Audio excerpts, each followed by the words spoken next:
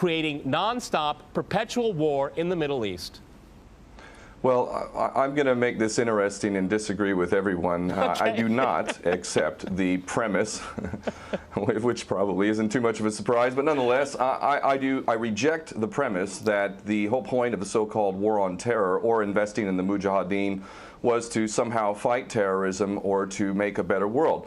I would argue that if you really want to know what's happening with Middle Eastern policy, then you must read Oded Yanan's A Strategy for Israel in the 1980s. Now, in that document, which is pretty much being played out to a T right now and has been for many years, there were serious objectives for Israel. And Israel's main objectives were to expand and grow in line with the Greater Israel Project. And in order for it to do that, there would need to be an excuse to justify the expansion of Israel, and in order to do that, we would have to sow the seeds of sectarian hatred and violence in the region. The #1 target of this plan was Iraq. We've achieved that. That's not a failure. That's actually a success. Iraq is a failed state largely. It is an absolute basket case. Sectarian hatred is absolutely insane. We see the beheadings and all of this madness, and we think it's a disaster. No, it's not at all. In fact, it's all part of the plan to break up Iraq into 3 different states. When we look at Syria, we also find that the goal is once again the same thing: sow the seeds of sectarian hatred and basically turn that nation into a basket case. This is happening according to plan as well. Now, ISIS, funny enough, could stand for the Israeli Secret Intelligence Service. Many people are seeing the very big benefits to the state of Israel, the so-called Jewish state of Israel, by the breakup and the balkanization of the surrounding states. So actually, if you believe what's being told to you, and I just don't know why anyone would believe anything that comes out of the mouth of virtually any Western leader, whether it be Obama or Bush or any of the rest of them, all of these people are nothing but patent liars, and everything they say is pretty much the opposite of the truth. So I don't accept virtually anything they say. Okay, good. Okay, Peter, if I can go to you in New York. I mean, there is absolute continuity between the policies of Iraq and breaking it up and breaking up Syria as well. It is beyond naive to suggest that the U.S. doesn't have its fingerprints all over ISIS. In fact, tell me this: why has ISIS never once, or al-Nusra Front or al-Qaeda, not once have they attacked Israel? In fact,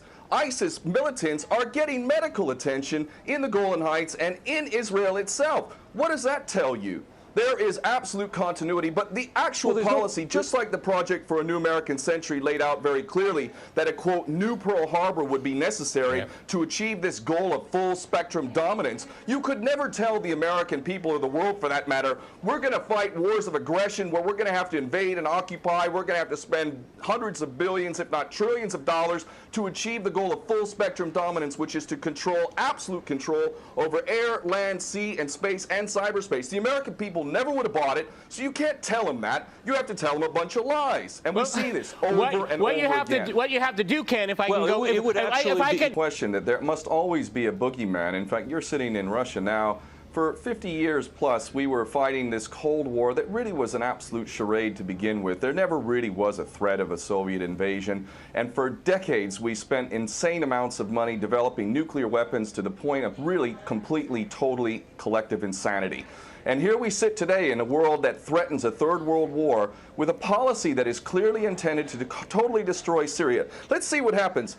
If we take Bashar al-Assad out of the equation in Syria, does anybody with half a brain not understand that that vacuum that's going to be created is going to be a vacuum filled by the most powerful interests there? And who is that right now? Well, that would be our best friends and allies, these little Frankenstein monsters that we create, whether it's al-Qaeda or al-Nusra Front or the latest ISIS monster that we've created. Those are the ones that are going to fill that vacuum, and that fits perfectly in line with Oded Yanan's A Strategy for Israel in the 1980s. And if these other two gentlemen haven't read that document, I seriously suggest you do. Another thing that's really worthy of pointing out is the so-called Islamic State is anything but Islamic. And yes, there is a war on Islam. Islam is very understood by many Muslims around the world to be absolutely 100% forbidden for you to forcibly convert somebody to Islam or kill them.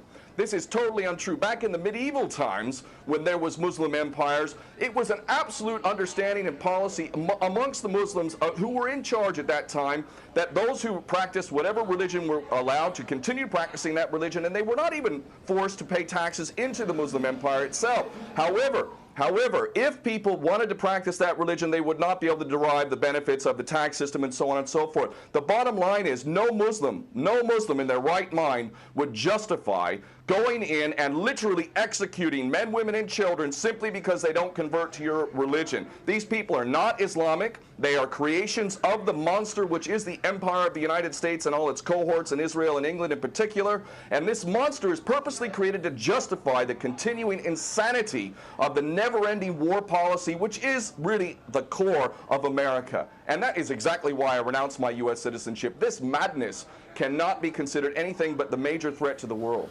Okay, Peter, in New York, one of the things we've seen... Well, there are very obvious solutions. One is to arrest the traitors in the U.S. Congress and White House who have sworn to uphold the U.S. Constitution, and somehow the American people have sat by while the president has afforded himself the power to execute anyone, anywhere, anytime, for any American citizen to be detained without any due process of law, no representation, incognito, and theoretically, he could be condemned to death by a military tribunal in secret and executed. All of this operating under supposedly the United States Constitution. So all of these traitors need to be arrested, first and foremost. When Netanyahu came to the Congress a couple years back, he received 29 standing ovations by these cowardly chicken hawk traitors. So the American patriots need to stand up and grab a pair and ultimately have some integrity and get rid of these traitors. Secondly, cut off all funding to Israel. Israel is a pariah state, a criminal state. It is committing active policies of genocide by the legal definition of the word according to Black's Law Dictionary.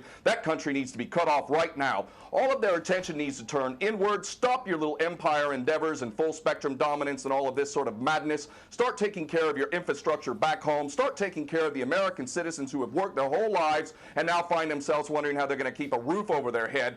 All of that is very obvious and very sensible. Or America can continue to decline into an absolute total pariah state, hated and resented around the world, and maybe bring the whole world into World War III. I would prefer that we do the former instead of the latter, but ultimately we need some serious change in government, and that means getting rid of these traitors.